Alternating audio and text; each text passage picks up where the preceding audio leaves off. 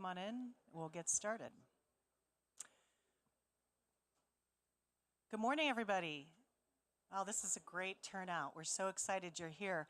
My name is Margaret Ziegler. I am the ICA representative in the United States. We're so happy to have you in our pavilion, the Sustainable Agriculture of the Americas Pavilion. Each year at the COPs, we bring the voice of the Americas, the ministries of agriculture of the Americas, the farmers, all of those in the agri-food system.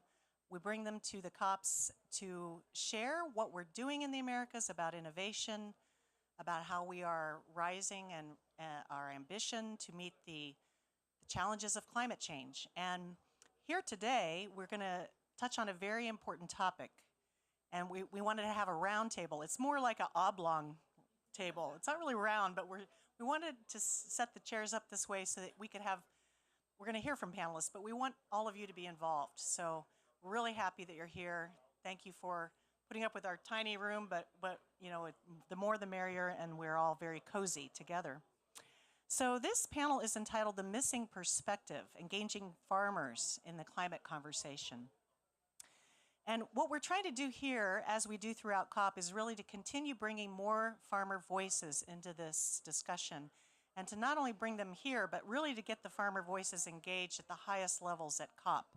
It's a challenge, but every year we're trying to amplify your voices as farmers.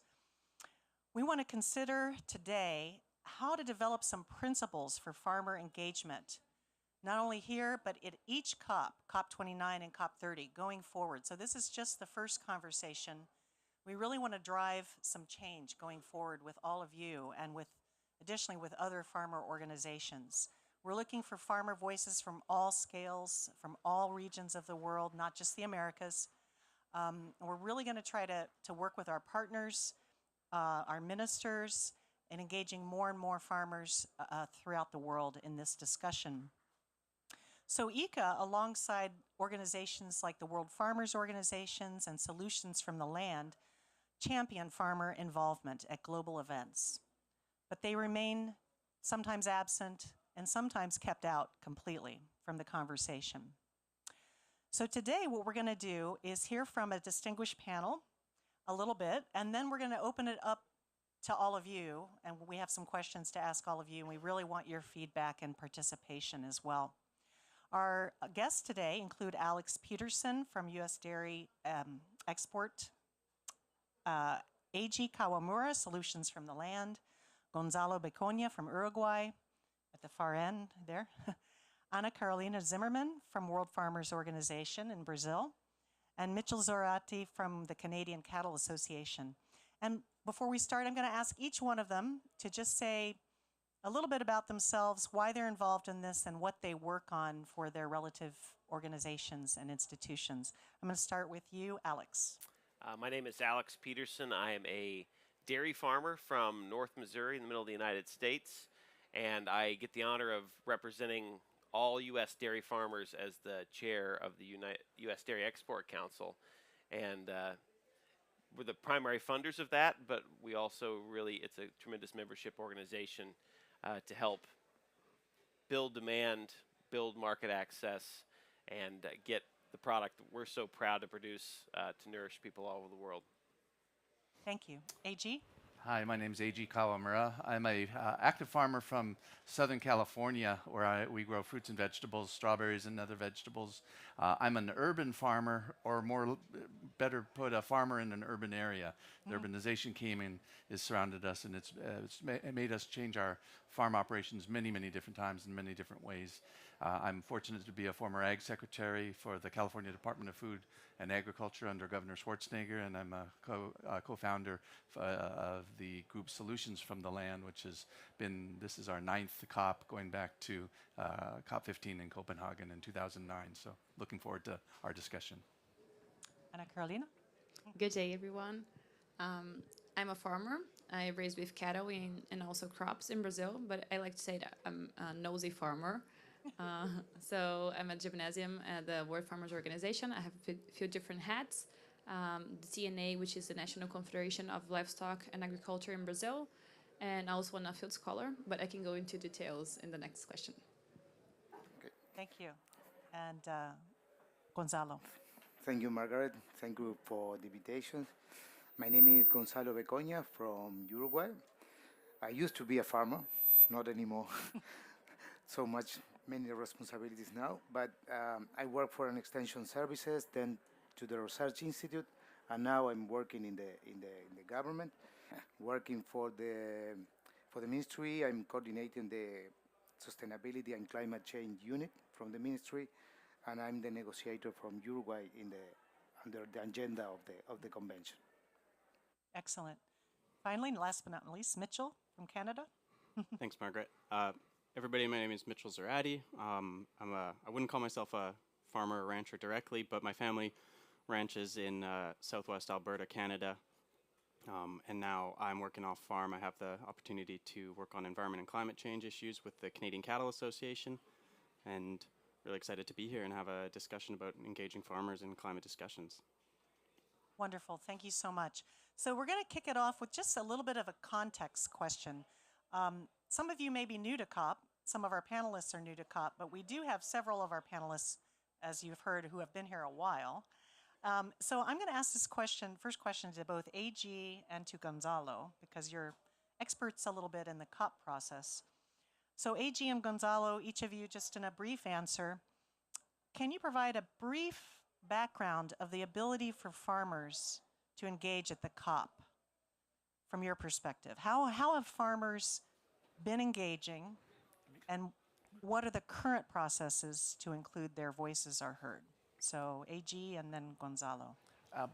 Way back when at Copenhagen, there were a handful of us that were attending, and at the time, there were ministers of agriculture from around the world. I was still representing California as an ag secretary of a subnational government, and there was no discussion whatsoever of agriculture. Those of us that were farmers made an obvious observation that unpredictable weather means unpredictable harvest. And if that's the case, how is it possible that you have a climate conference and no one's talking about the global food system and the potential impacts to that system if we have tremendous shifts in climate?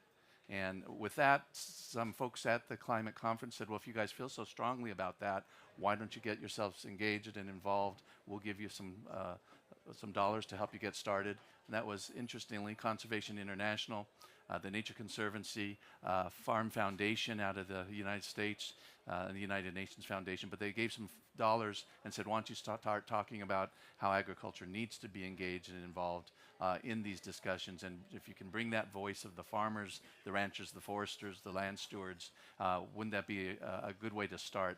It's been a long, long process, and the fact that we have an Ag Day at a COP is at least some proof that gentle persuasion, relentlessly applied, might be the way for us to keep on going, because we're still not being heard. Thanks. Gonzalo? Well, I think that the COP, because the COP is, there is two processes inside one big COP. We have all about what are the negotiations under the convention, and the other issue is what is all these type of discussions that I think that is the good way to make some networks and work and know what they are doing each countries in this issue. But I think it's still a new process in the COP. Because agriculture is under the convention, I think that less than 4 and 5 years. And in the concern of the emissions that livestock are making, so that make concerns also inside the country. So I think that it's a process that we need to explain to farmers about this, what is the issue of their climate change, and mainly is to create awareness in the farmers. It's the first topic that we are, at least in Uruguay, we try to explain them which are our goals under the conventions, because they don't know that the country has goals that to meet in terms of emissions. So I think that it's a process to have the farmers in this type of dialogues, and I think that is at the moment the farmers are not in a presence, a strong presence inside the COP. At least in developing countries, I think it's a process that is developing, but not yet available at all. Great. That's a great perspective, the inside and the outside. Hopefully, we'll be able to get more inside. Yeah. But we're really lucky to have Gonzalo with us to explain what's been happening from the inside. What are some of the challenges or deficiencies of the current process? Both of you again, and then I'll open it up to the rest of you. I think one of the most alarming trends is what happened just recently, where you started to see a move by different thought managers, let's call it, and they started to see that they're removing the word agriculture from the text. They're trying to remove the word farmers from the text. They said that let's talk about the global food system and the frontline actors that are a part of feeding the world. And the minute you eliminate agriculture as the concept, the human endeavor that allows us to produce food on the planet, the minute you remove the term of farmers, the actual people that get the job done, we made a statement just recently and said very clearly, the farmers are not actors on the stage of humanity. The farmers are the ones that built the stage that allows the humanity to act out its tragedies, its dramas, hopefully its enlightenment of its existence as we move forward. Agriculture doing poorly on the planet, we all know you cannot accomplish a whole lot, especially the sustainable development goals, if agriculture is doing poorly. So why would we be excluded? Why would there be a move to make agriculture kind of limited in the scope of what it has to get done in these years ahead? And if we can continue with that voice, thank goodness there's the farmers' constituency groups and all of us that are here together, showing up in an unusual place every year to make this message and actually keep on pushing the message forward. And maybe it's because of the pandemic that you see there's a little bit of a window where people kind of have an aha moment that yes, the global food system can be disrupted tremendously. And yet we're still here, we're still resilient, we can pivot and turn, we can do a lot of things, but we need help. And if this conference, for example, can't get its act together to put a message forward about how important we are, how sad that is, but that means we just have to work that much harder. Gonzalo, what do you think some of the deficiencies are in this current process?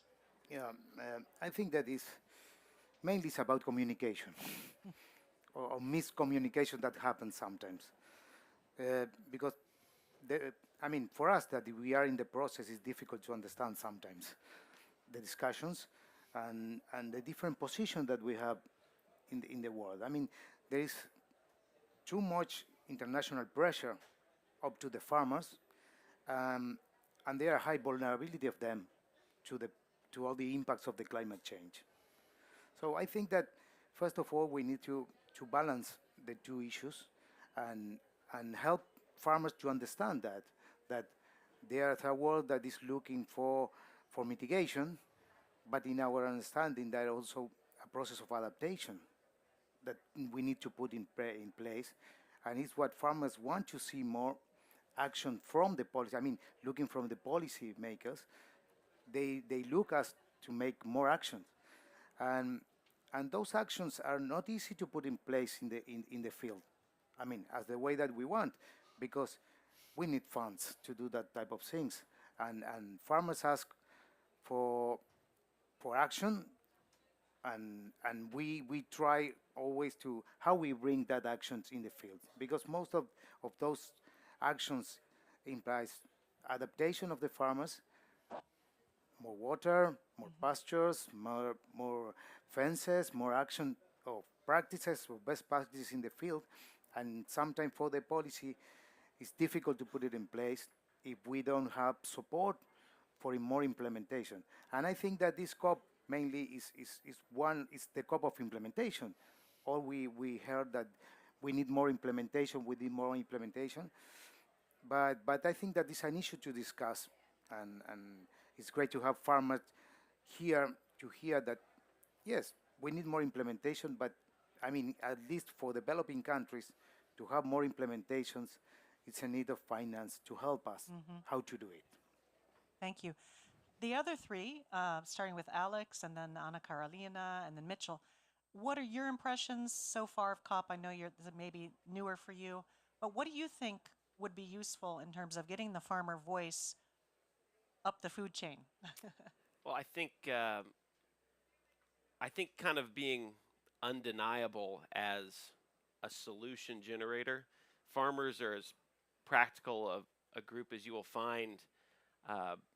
as like as I mentioned last night at the reception, it's we only get paid if we find a solution, and that's kind of been our MO for our whole careers. And sometimes you have to adapt to change to find those, but I think being able to demonstrate that not across the board because we do have funding issues, but here and there, not evenly distributed. There are farmers that have come up with solutions on their own with finding own financing, and I think those are the good anecdotes and the good stories that you would hope, and as kind of the new person to COP, that the people making decisions would really look to as a guiding light is who is actually making advancements and who is coming up with solutions and looking to expand upon those. Ana Carolina? So, still about the challenges. Firstly, I think we should pop the bubble we're in. I have the impression that often we're just talking to ourselves. I mean, I love being here. Ica is my house as well. But rather than just only being here, we need to be here in the other places that we're not yet. We need to be in innovation. We need to be in energy. We need to be in other places because people don't get the context. And if they don't have the context, they are not having, they will not understand. We're not communicating well enough. So we need to think about strategies to hack the system. Secondly, I also think we should be more participant in co-designing policy making because that's how we can actually implement them. Otherwise, we won't be able to implement. I can give you an example. For example, in Brazil, we have vaccination campaigns in May and November. And in these vaccination campaigns, where everybody knows already, and the week before I came, I got fined because I didn't vaccinate my cattle that I bought only in September, but the vaccination schemes were in May. But in fact, there's a new law that came out in April, and no one in the region or knew about that. Whenever we were buying from a different city that it was just arrived, we needed to vaccinate within 15 days. But no one communicated that to us. No one said anything. And you're trying to do the right thing, but you're still like always keep being penalized about things you're doing. So if you're not with people, how can we communicate? How can we actually implement things? So it's the same. This is in the regional level. So can you think about global level? You're not being part of the decisions, and you're going to be affected, and then you don't have any power in that. And third, it's very important for us to be inclusive, because I'm in a very privileged position here. I'm a Brazilian that speaks English. Not everybody in Brazil is able to do that. I know that I was able to have some funding from different organizations. I can tell that a little bit about later, of good practice in which we can bring youth also. But not everybody has the same chance, and we also need to bring those people into the conversation because they also have that context. Just to give this little example, last year I won an award in Goiás State, a Businesswoman Award, and I was very happy about it. But the second place, she couldn't get there, and I get very emotional every time I say that, because she was killed 3 days before. And she was she was a small farmer, smallholder farmer, and she got killed by her ex-husband. And she had the same skills that I did, and she was brilliant, and she deserved the same, but she had a different story than I did. And that struck me so hard that I just promised myself that every time I had the opportunity to bring her story as well, we should take into account for people who don't always get to have the voice.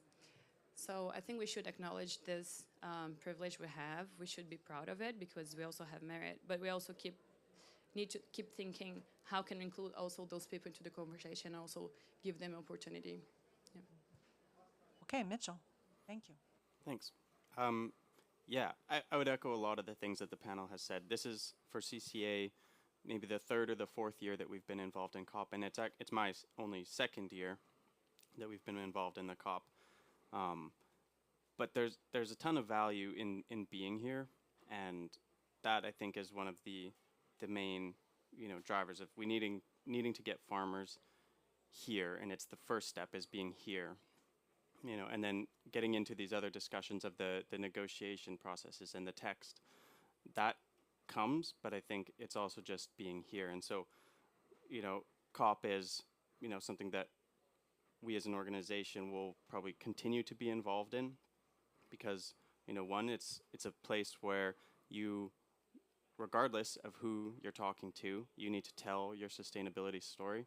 And I think, like Anna said, we find ourselves talking in silos quite often.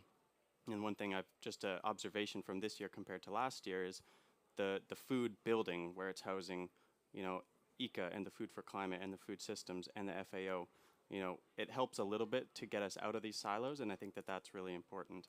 And then secondly, having producers actually on the ground sharing the realities of farming is so important because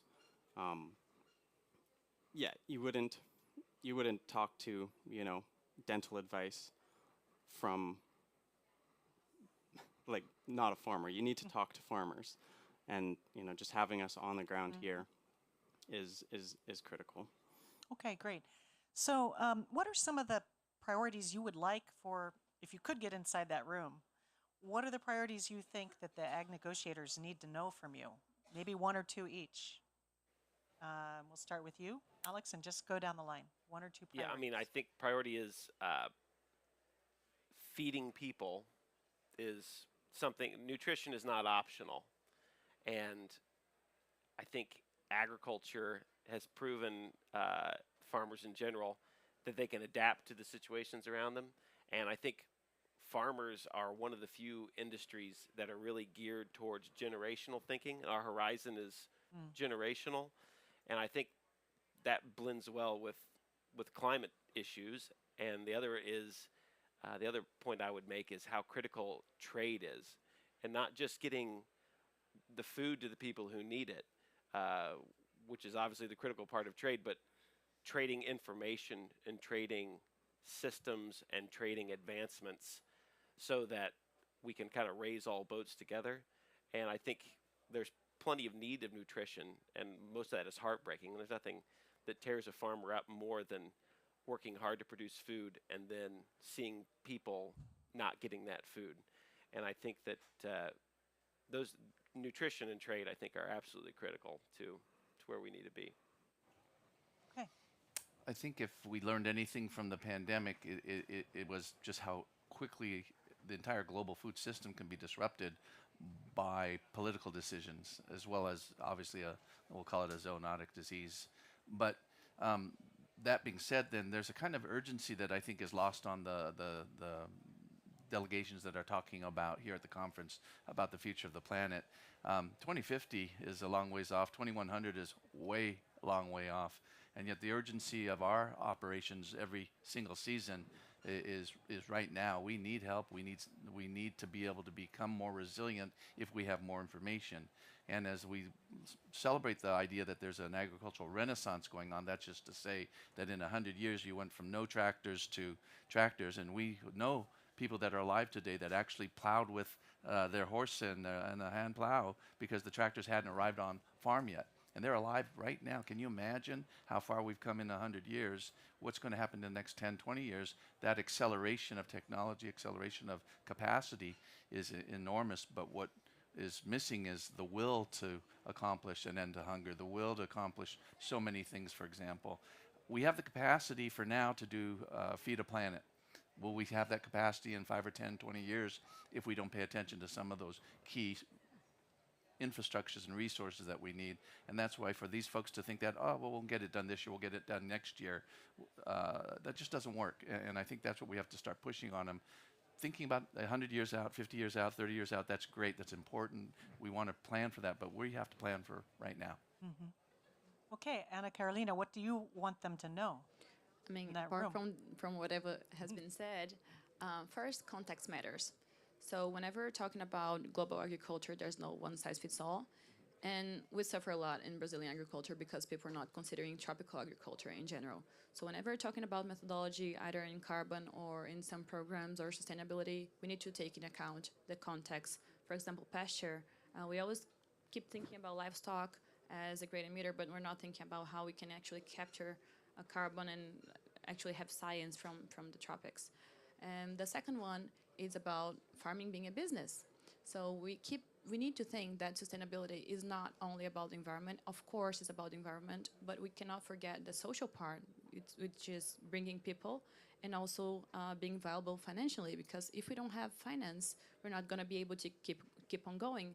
So I'm not saying we need to have subsidies in general. I'm just saying we have to have environment that allows us to succeed and the farmers to have a fair share at the value chain and have a fair share in terms of what ecosystems, payment for environmental practices, and also the role of trade.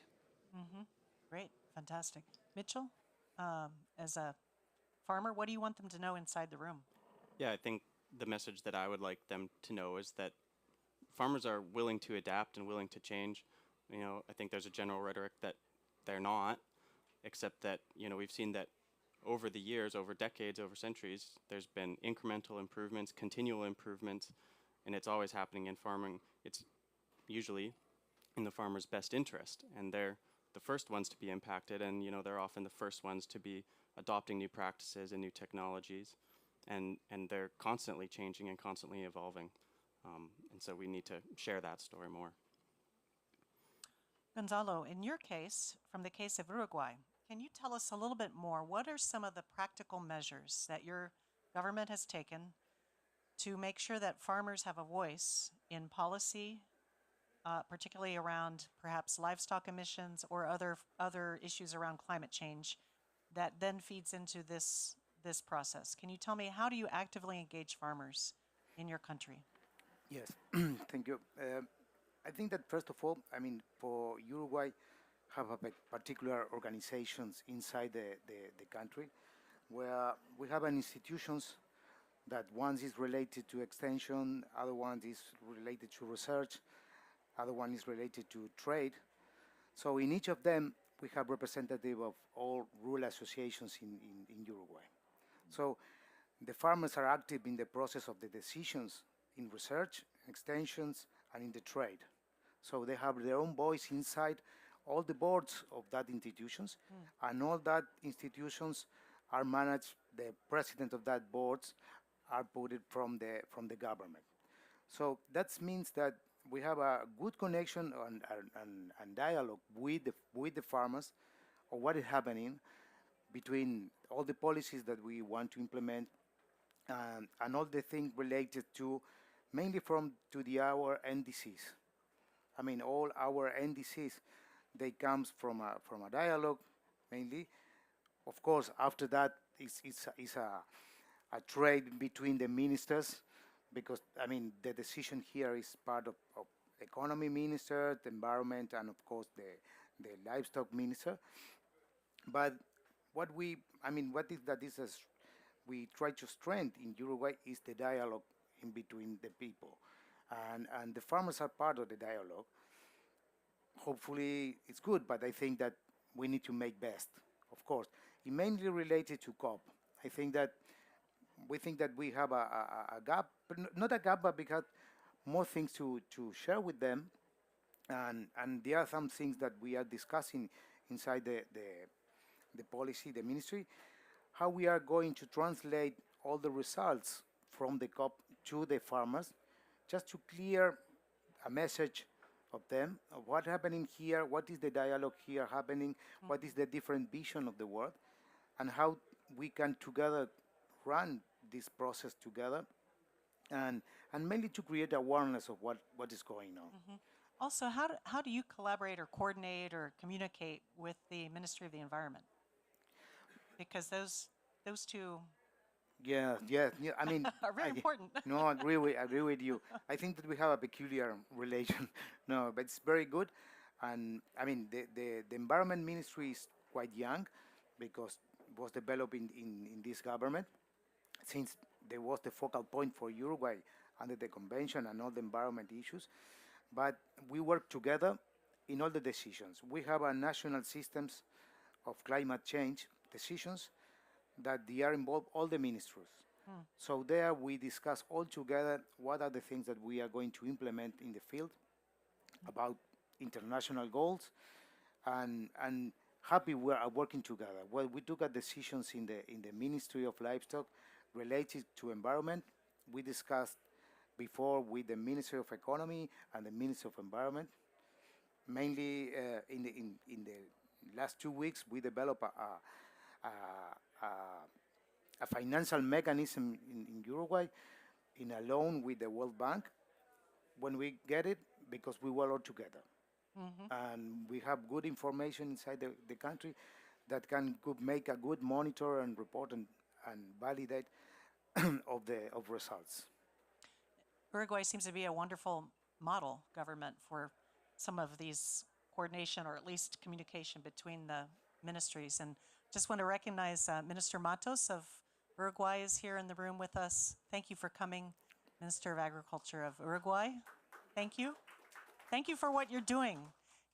Minister is also the chair of the Inter-American Board of Agriculture, which is the board of all 34 ministers of agriculture of the Western Hemisphere. So you're really a key leader and key voice. Thank you for what you're doing in the COP process.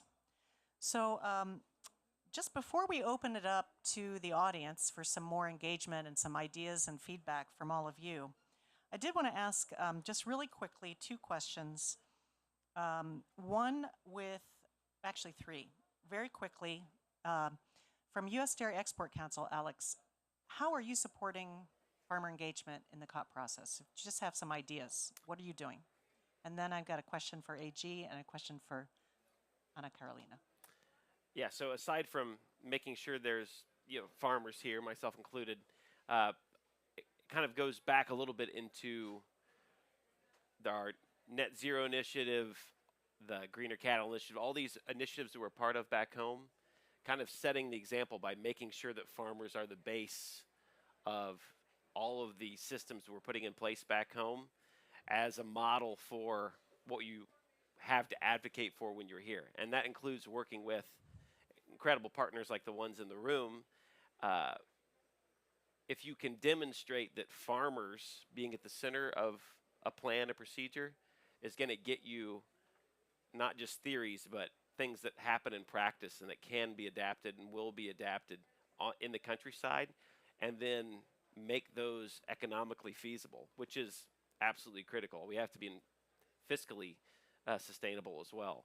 I think just putting those systems into place so that when we come here, we have a good story to tell and have an example of how it can be done. And I think the U.S. is kind of a good example because we are so diverse in how we operate agriculturally.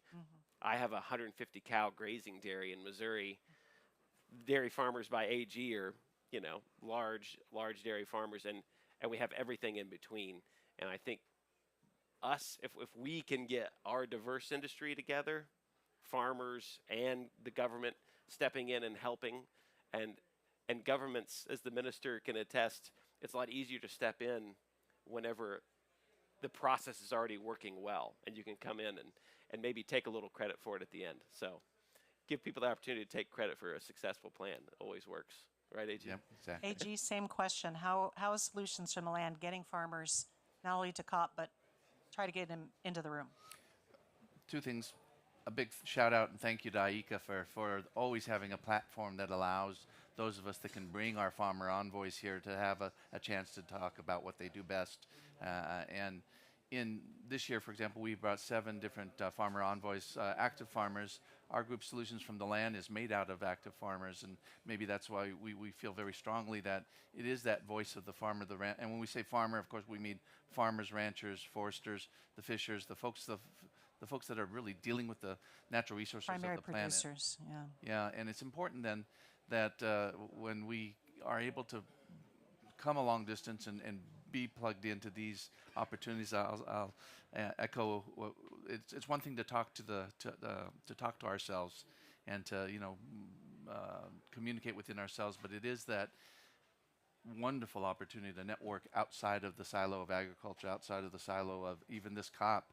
I'm fortunate to be involved with the United Nations Environmental Program now, and Mr. Paul Temple out of England and myself were the co-chairs for the major group facilitating community. My learning curve is like this right now, but we realize that, oh my gosh, FAO, WHO, COP, the United Nations Environmental Program, agriculture's involved in every single one of them, is being told what they're going to have to do within every single one of those groups, and we're just finally recognizing, I shouldn't say finally, many of us are waking up to realize that we really have to recognize this is a multidimensional engagement with the United Nations and what they think is happening on the planet. And that's why our voice is all the more important, not just here. UNEA 6 is coming up in Nairobi in February, and they're talking about so many different parts of agriculture, plastics, nitrogen. They're talking about the ability to deal with water, the bioplastics, all these different challenges for us to stay in business, and yet we're being kind of like a shotgun spread out with all the different platforms of UN. How does that help us? Well, we just have to be persistent. We just have to continue to try and show up, organize, and it's this kind of a operation, this kind of a opportunity with IECA, with Dairy Council, for example, that allows us then to have a voice and do that networking. So that's how it needs to continue. Okay, Ana Carolina, you get the last question to the panel before we open it up to the room. How do you think you're going to bring some more young farmers to the COP? What are your ideas for doing that? And do you have some strategies, some ideas, other young farmers and maybe livestock farmers to bring them next year and the years beyond? What are your thoughts? I can share first the programs that I participated as maybe an inspiration for some of you who have another organizations. So I started with the CNA Youth. So TNA is a National Confederation of Livestock and Agriculture in Brazil. It was a wonderful program. We had a few challenges to solve. We started with 3,700 people, and then we narrowed down to 80. So we could choose between 5 challenges. It was institutional, political, syndical, like union related, educational, and entrepreneurial. And it was this whole capacity building program. It lasted 14 months. It was brilliant. We learned a lot about all of these challenges, and we were really on the ground. So that's great because we could see the whole Brazil together. We could bring the network together, and we could have access, which I think is great. And through that program, right now we created the New Leaders Commission of of TNA as well, and I'm representing the commission here as well. So we just launched the position paper of Brazilian agriculture in terms of the youth perspective. I'm very pleased we did that as a first milestone. I'm also part of. Can you get that paper to us to share? Sure. Yeah. Yeah. So I would love to share. It's aligned with the CNA position as well, but it brings a youth perspective. I'm also part of Nuffield International. It's a farming network. So we do have a program. It's about 2 years. I started last year. You do have a specific topic, and normally we have funding for traveling the world, and I'm part of my Nuffield doing here right now, and that's a way of engaging as well. Some of the Nuffielders will also be here. And third, but not last, I'm part of the gymnasium program. Julie is right there, of the World Farmers Organization. So we've been trained this whole year as well as capacity building. We're above like 20 people all over the globe, and we had some trainings on networking and etc. And they brought us to COP. So we're launching also WFO Young. This is going to be an initiative that will be led by Julia, that's right there. So maybe if you have a chance to talk with her later and bring your insights on, yeah, that's Julia. And maybe how we can collaborate and bring more of those projects to your countries, and then we can bring more and more people who are prepared. Great, thank you. Okay, now we're going to open up to the floor. We particularly want to hear from farmers in the room. We have, I think, Federico, can you help us? We're going to open it up to see if you have any reactions to what's been said, if you have questions, but particularly farmers first. And we also know, there are many farmer groups that are here that are smallholder farmers. We'd love to hear from you first. If you have reactions, questions, ideas, the question being, how are we going to build much more farmer momentum in the COP process? How do we get our voices heard inside the room? What can we do as a group?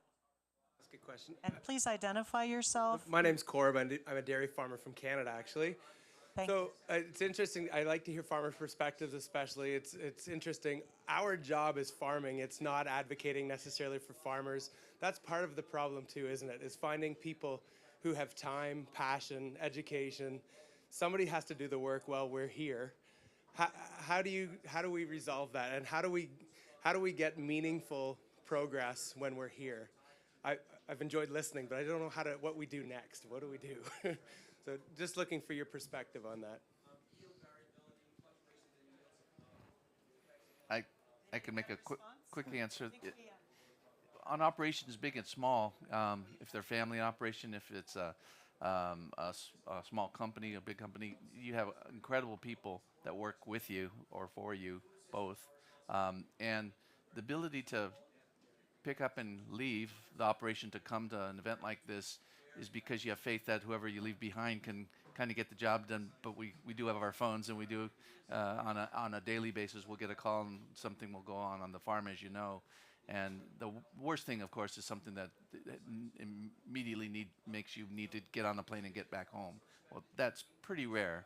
But then the investment of time, I'd be the first to say that the investment time at any level, whether you're a large farmer, a small farmer, or operator, is the networking. Because if the more people you network with, you know you can pick up a phone, and if you have a problem on ranch, or you hear that they're doing something really unique and different in another country, that's where you have the opportunity to get engaged with them and maybe up your game in your own company. But it goes back to trusting that the person you leave behind at the company, they might complain that you're gone, but believe me, they're also probably happy that they get a chance to step up. That's my observation. Could I just add 2 cents to that as well, and maybe from a different perspective?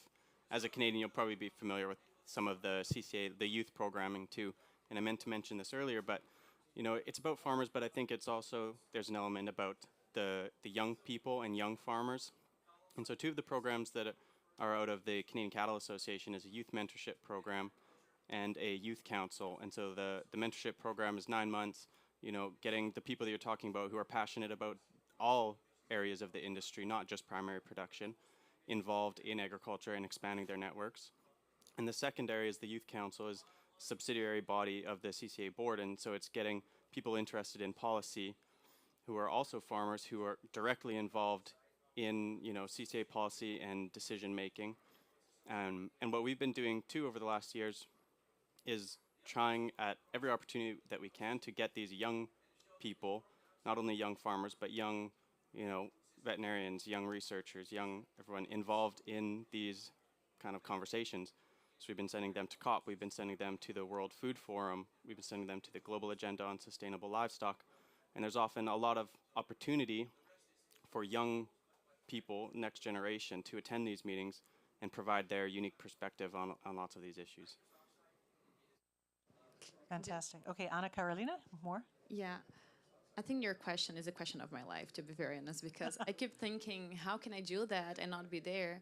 Because while I'm here, I have to do payments in the bank, and I have to realize, oh, it's 7 hours later, and then, right? So I do struggle with that, and I suffer a lot. I'm like holding too many plates, and they're all falling down sometimes.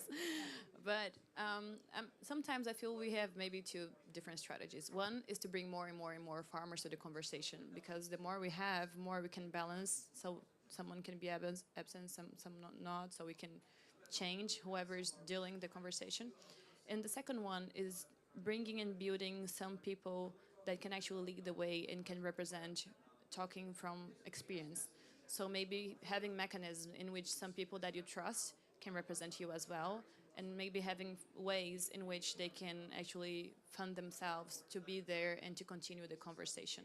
So two different strategies, but that's my thought. Great. We have some questions here. Yes, Please say your for name and Yes, where you're from. my name is Triana. I come from Indonesia, so I didn't see any Asian here, I think. But I'm so glad to be in this space and not feeling insecure because our where we are come from. So I'm here with Randy. Randy is a leader from a national peasant organization in Indonesia. So I'm really amazed from what the speakers in front share earlier, because it's so far, far, far away from our practices in the semi-colonial and semi-feudal country like Indonesia, because our agricultural practices is very backward. What can I say is the land grabbing and land monopoly by the plantation and mining company is is very rampant in our country. So most of the people, almost 70 population of Indonesia are farmers living in a rural area, but most of them are landless. So we are work with the smallholders, with the peasant, with there's no knowledge, there's no technology, and there's no capital to do the production of the agriculture. So I don't know what happened in this space of COP, but we also wish to be heard. Yes. But maybe you Thank you. can share how can. Well, stay with us. We'll Yes, try to yes, work yes. with you going forward to include Thank you. your Thank you so voices. much. It's, Thank thank you. you for coming. And we wanted to hear from organizations, people like you, because you know, that's a challenge, really, getting more voices from the smaller scale farmers who don't have the capacity to come to these events. But it comes back to some of the trust, you know, building some relationships here at the COP, learning what things you agree on with others, that we can carry that same message forward together. Are there other feedback, people want to make a comment and ideas for moving forward together?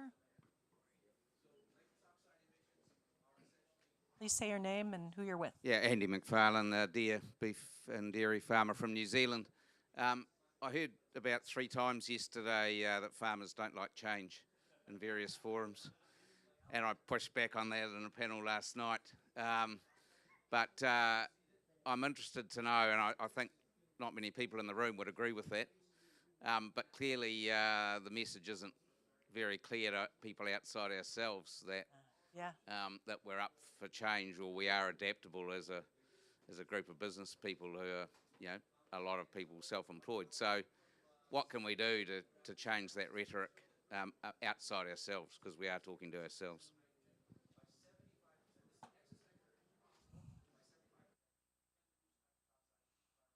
Go ahead, Gerardo. Oh, my. Are they going to answer that? But Oh, you want to answer? Did you guys want wanna to take an answer? answer to that? or is that just a statement? No, that's the question. Yeah. Okay. Quick answer. Earlier when I was talking about, we know people that are alive that actually used a plow and had horses and knew their horses. All of our operations, I remember I'm in irrigated agriculture. We went from furrow irrigation to sprinklers to drip irrigation in about a 20-year transition period.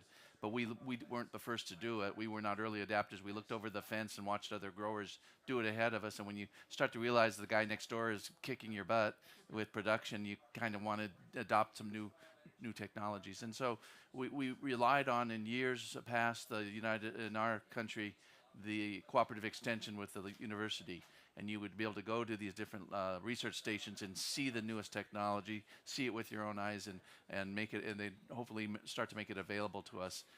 That transformation, the public doesn't know. They still think it's 1960s or 1970s in many cases. In many cases, it is. Let's make sure we understand. But by far, we're moving in leaps and bounds in the public, and mostly the politicians and the people that are in charge of policy don't quite grasp that it's 2023. I mean, it's just amazing how many new tools we have, and our goal has always been said, let us have the most robust, dynamic toolbox possibly. Don't try banning and taking tools away from us. We're not going to use every tool, but every different crop, every different size, every different kind of operation, we want that constant flow of new things that we can try on site to see if we can improve our operations. So I just believe that's what is happening at an accelerated pace, more than I've ever seen before currently. And that should give us hope, but we have to transfer that hope to the people that are making the policy, so they take the tools away. And I think if you look at, like, if I look at my farm, my grandparents, they had a pretty good understanding of the 20 farms that went to the same feed mill, and that was about the scope of information. If somebody had to come up with a new practice in that group, then they could replicate it. But that was the bubble. And then my parents' generation, the bubble was kind of my state, region, area, the Midwest. But now, I mean, being at COP this stage, you know, IECA, US Tech, I think at IDF, these are all organizations where the networking that we talked about was so key. and the iPhone I have in my pocket. I am connected to dairy farmers, farmers, agriculturalists, NGOs across the world in a heartbeat. And being in an industry where I'm a price taker, we're price takers, it seems like more often than not we're in the part of the cycle where I have to figure out how to make do with less on the revenue side.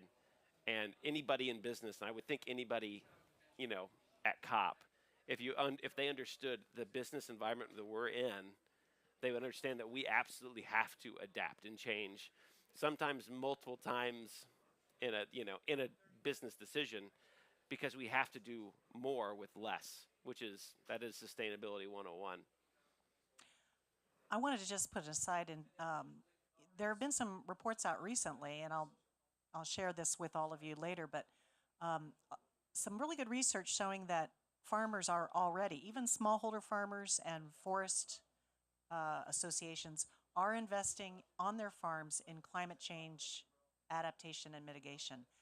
And I think that that's another story to tell, is that farmers actually are investing already. They're doing a lot already. They're putting money, whether they're large-scale farmers, smallholder farmers, they do invest in adaptation and resilience and mitigation. And that's a story we need to tell too, because I think the impression sometimes is that farmers aren't doing anything. They're not doing enough. We can always do more, of course, but the evidence shows that farmers are investing. And so I think that's a story we need to tell.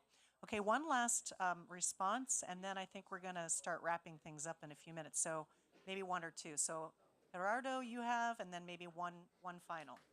Okay, so Gerardo? Okay. My name is Gerardo Martinez. I'm a farmer and rancher in the state of Maryland, which is probably like one of the most overregulated states in the United States.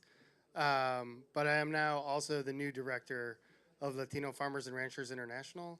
And as I grow the organization, I'm trying to make it the largest farming organization in the entire world, focused on Latinos all over the Western Hemisphere. And a large majority of U.S. production is built on the back of Latino labor. So my question is, I took the job because I saw that there was no farmer voice. And in general, especially in the United States, like I'm usually the very youngest in the room. How do we balance like the voice of the farmer and the aging demographic of the farmer? Because in the United States, we lose 10,000 farmers a year, right? Like, and the average age in the United States is like 70, but the Latino demographic, the average age is 30. So how do we get those young Latinos, especially in other countries like Mexico and South, especially in El Salvador, where they're missing entire generations? How do we get that voice heard and organized as I grow this organization? I'm picking your brains on how I can grow this thing. Any response from Ana Carolina has a response. Thank you. I mean, it's not really a response, it's more a reflection. So in Brazil, we have a place in the Northeast called Digital Port, and they had this huge problem that they were forming lots of brilliant people, and they were going away. They were somewhere else, that not there. So they built a strategy based on 3 pillars: people, business, and territory. So in people, they were raising people, they were forming capacity building, and etc. The business is that they created this environment in which companies were able to stay. So big techs that were only abroad, they were able to stay. So there was this whole ecosystem, this whole environment that allowed people to stay in the business. And third, they started promoting lots of changes in infrastructure. So actually it's a really nice place to be. You have nice restaurants, you want to be around. So I took that reflection, and also why people don't want to stay, especially young people don't want to stay on the field. And I think those reasons can also help. So if you don't have internet, you don't have access, everything's so far away. You cannot have, on the weekends, you cannot see your friends. You cannot, so these are some of the things that pushes us away. So we need to think about how we prepare people for going to the farmer, to becoming farmers, to wanting that, to think that's a profession that they want to have. It's not that they don't have another choice, but they're willing to choose that. That's the first thing.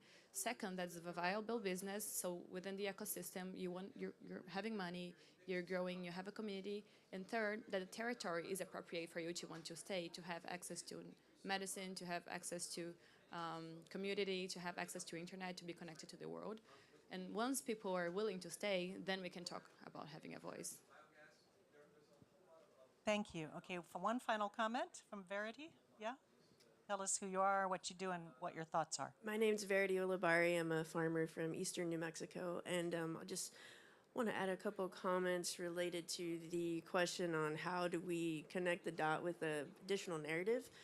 We've had some great comments here today, but I think we get used to talking to ourselves sometimes, and one of the things that many producers do not know or understand is the life cycle of our products, whether it's plants, livestock, whatever. So from an adaptability and change and innovation, we're going about as fast as we can.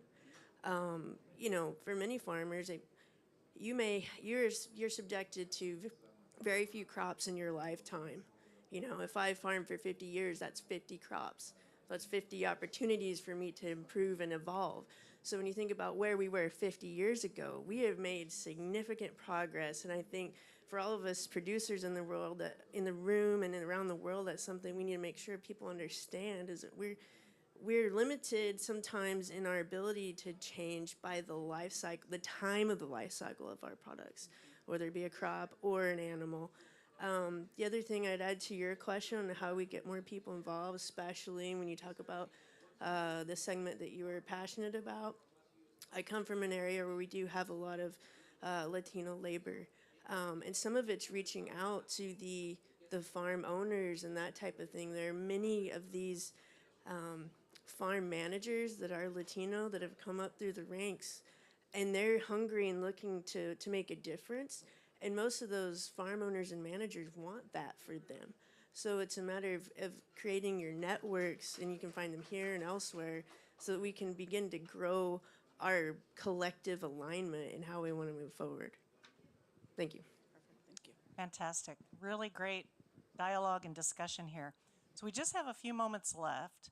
I'm going to give each panelist a chance to say one brief takeaway from today, one suggestion, and then I'm going to make a few summary comments, and then we'll close. So let me start at the far end with you, Mitchell, and come down. Sure, yeah. I guess my takeaway from today is, and we've heard it from the panel, we've heard it from the audience, is that, you know, farmers are willing to adapt and will adapt, and they'll continue to do so. And then, you know, what I think moving forward, I think it's important that we continue to have these discussions. We continue to come to COP. We continue to come to these other events, which are agriculture focused, that lead into COP. And we talk about our stories, you know, the Canadian sustainability story, the Brazilian sustainability story, and so on. And we share that we are, you know, continually improving, and that we are, you know, wanting to change, and that we want to have a voice at the table and you know, help develop solutions. Gonzalo? Yes, thank you.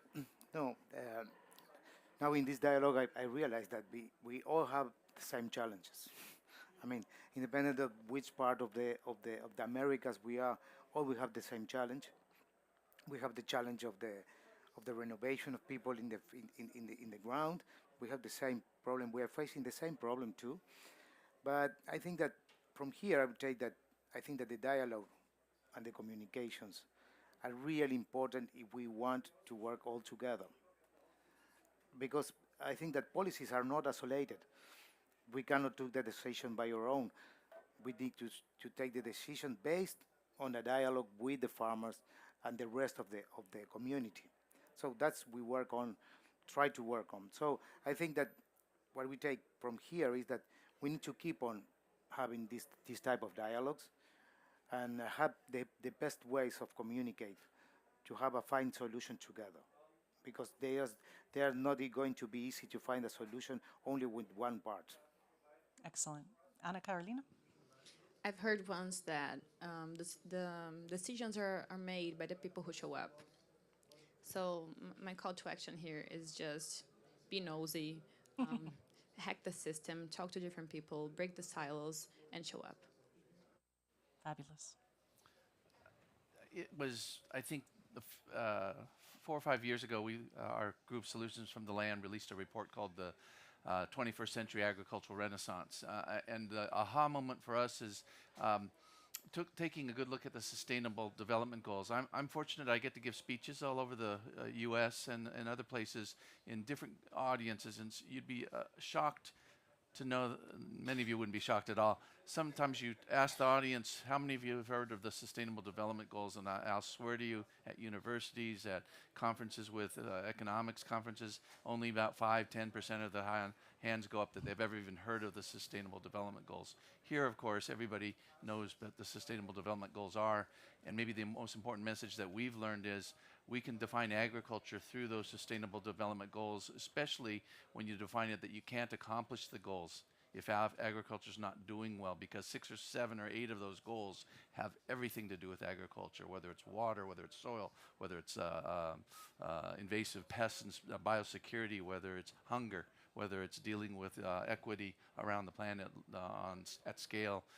Agriculture is a part of so many of those goals that it gives you a chance to talk about agriculture, not about my farm, not about his farm, talk about agriculture in a bigger context, that if you want the world to achieve these goals, you better help agriculture get there and do well, because then the goals we'll maintain the capacity to do and take the will to do those amazing goals and make them all happen in a condensed amount of time. So Agriculture is the foundation for all the SDGs in some ways. never thought of it that way. Alex? Yeah, I mean, I think Anna is absolutely right. I think finding ways to hack into silos that we're not currently in, and I think that kind of momentum is not easy. I know, like, that's something we're actively working on, but I think that's also the kind of momentum that it takes to get the farmers back home energized about where we're going, and continuing to help us move things along. Thank you very much. So just a final word as we prepare to close. Again, thank you to our organizers, U.S. Dairy Export Council, Solutions from the Land, all the farmer groups who are here with us. And really, my takeaways today was that as agriculture producers, we have to keep that understanding in the negotiations, that agriculture cannot be left out or subsumed under just a food systems perspective. Food systems are important, but without agriculture, there is no food system. Without farmers, there is no agriculture. So let's keep that focus. Let's not let that be lost.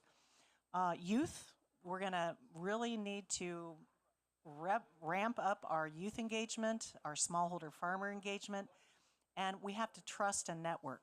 So let's network together. Let's continue this conversation. Please see Kelly Sheridan or me afterwards if you want to stay engaged in this conversation going forward with ICA, with all of us, and then bring in additional voices. Please let us know. We also want to share some resources such as your report. If you have other resources you want to share with us, we can see about creating a networking group going forward with COP29 and COP30. And let's just keep knocking on that door to get into that room and not let our voices be lost. So thank you again for coming. Have a great day.